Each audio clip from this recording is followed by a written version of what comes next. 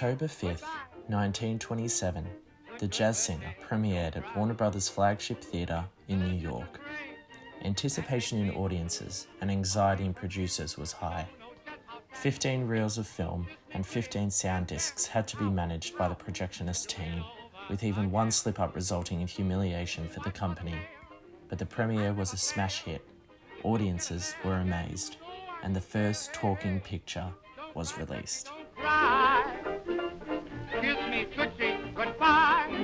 Come and meet those dancing feet.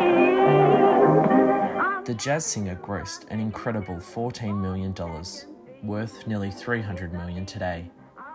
Being the critical success that it was, competitors jumped on the bandwagon, with over 72 musical films before the close of the decade. Warner Brothers' next big hit was 42nd Street in 1933, containing something many others didn't: dancing.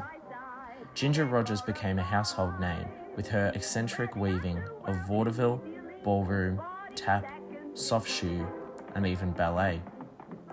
Rogers had 6 films released in 1933 alone and brought much recognition to herself and dancing in film.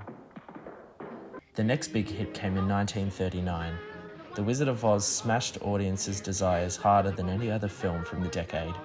Judy Garland gained much recognition for the classic, which combined song, dance, special effects, and the first use of Technicolor in film to create something truly magical.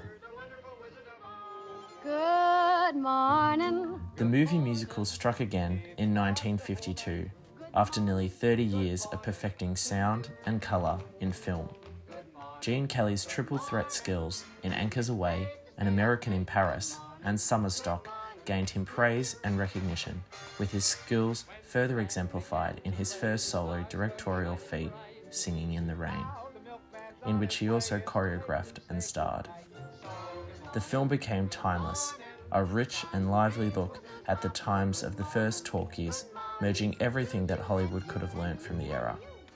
Unification between film and music was founded, the movie musical was grown, and the golden era came to a close.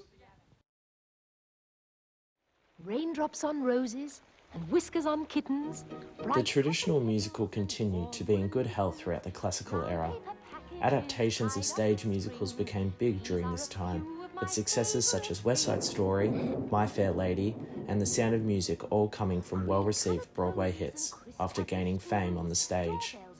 Julie Andrews reached stardom quickly, being universally celebrated for 2 Oscar-nominated roles in 2 years: Maria in 1965 and the titular Mary Poppins in 1964. It's supercalifragilistic. Disney's live-action hit garnered 13 Academy Award nominations and led to the celebration of its stars, Andrews and her co-star Dick Van Dyke. Alongside the acting credits, a collection of film adaptations from Rodgers and Hammerstein and Cole Porter were released. The classical era was bright, fun, and filled with the promise of taking genius and making it legendary. Put down the knitting, the book and the broom. The 1970s saw a shift in style. The Cold War and the hippie movement created a sense that the world was shifting politically and quickly. Musical films from the era focused on darker storylines with deeper messages held in the normal gaiety of song. Bob Fosse's Cabaret was a perfect example of this, with its primary purpose illustrated in its use of music and the juxtaposition it can create between enjoyment and horror. Tomorrow belongs to me. We don't want to be any worry. Well, you got caught. The Rocky Horror Picture Show was perhaps the most experimental film the movie musical genre has seen, with early examples of transsexuality and cross-dressing alongside conventions of the musical, horror, and sci-fi genres. Reception to the film was divided, with its initial release flying almost entirely under the radar. But the obscure, campy, and ultimately fun project garnered it a cult classic over the years. After the slowing decline in movie musical releases over the 1970s, the 80s and 90s saw a complete drop-off. Whilst many films were released, none seem to take on the traction of examples from previous eras. Annie, Little Shop of Horrors, and Evita were all worthy adaptations of brilliant shows with star-filled casts and recurring conventions of genre greats, yet none found the audience, praise, or profit to allow this style to continue. Disney took on their most successful era ever, with Oscar-nominated classics released every few years. The Little Mermaid, The Lion King, and Beauty and the Beast all became hits thanks to the music of Alan Menken, Howard Ashman, and Tim Rice, and announced audiences' desires to return to the blissful innocence of an earlier time. A war emerged between the animated and the stage-adapted movie musical, one in which a successor was clear. Projects were cancelled, and fans returned to icons of times gone by. No big deal. I want more.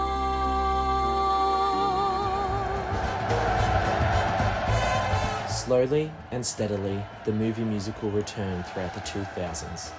Baz Luhrmann's Moulin Rouge was the first film hit in a while, and the first original in even longer. Following in the steps of Singing in the Rain, a new style was formed, the jukebox musical. Utilising a medley of hit songs from across the years, the glitzy glamour of Moulin Rouge was widely celebrated from the get-go. Original conventions saw a return in the affluence of the golden era, the sets and storylines of the classical era, and the deeper morals of the silver era, all making a return alongside everything that made musicals great from the beginning: enchanting music, attractive lyricism, and captivating dance. Nostalgia grew, and Hollywood found their audience calling for the return of good movie musicals. Adaptation of Broadway hits saw new life, with the star-studded Les Miserables and Chicago both receiving critical acclaim and award recognition. Rob Marshall's feature directorial debut became the highest Oscar-nominated musical of all time, winning half of their 13 nominations and the first musical to win Best Picture in 34 years. New musicals became all the rage too. Benji Pasek and Justin Paul created 10 original songs for the family-friendly smash hit The Greatest Showman in 2017, a year after making history with La La Land. Reuniting Emma Stone and Ryan Gosling, the nostalgia-filled modern tale took home 6 Oscars from 14 nominations, and an iconic scandal that probably worked in the film's favour. The stunning cinematography and evocative atmosphere were a call to the films that made it possible. Some hits, some misses, and many more to come.